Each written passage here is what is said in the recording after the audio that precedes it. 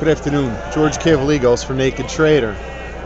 Boy, all kinds of great adjectives for what's going on in these markets today. 10-year had all kinds of moves last night and today. Started out with a gap lower opening in the 10-year.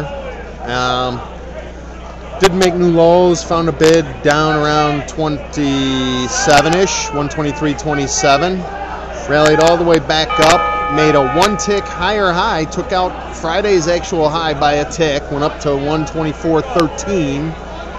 Failed from there, went all the way down to 123.24-ish. Couldn't make a new low again, and bounced again in the first hour all the way up and made a new high. I think the high was 124.15-ish. Woo! Stops all over the place up above. We ran up from the lows around 123.27 all the way up to 124.15 in a matter of minutes on headline risks. I'm not sure if it was a bomb threat rumor or God knows what, maybe another debt ceiling rumor at the time. Whatever.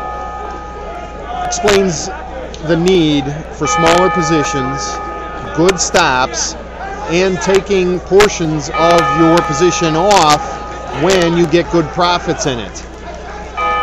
Tony and I have spoken about these types of short-term trading techniques at length in the past.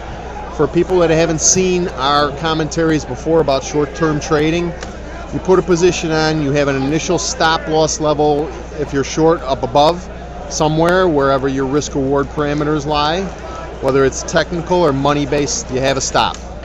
You also have an idea where you want to take your initial profits.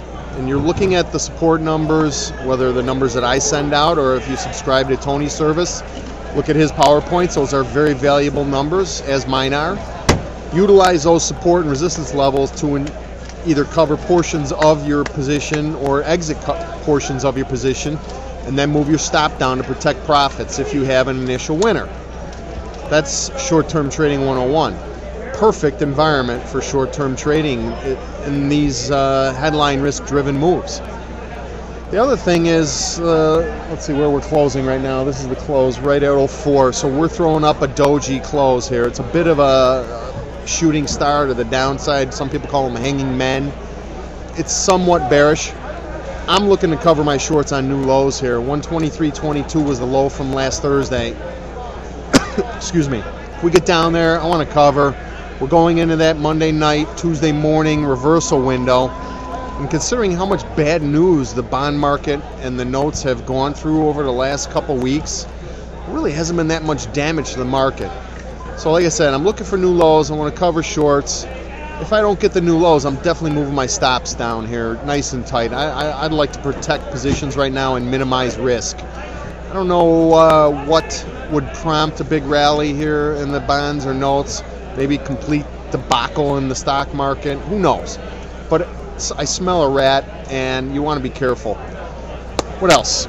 Gold gapped higher this morning. There's a gap in the gold, 1602 to 1604, that we left on the opening last night.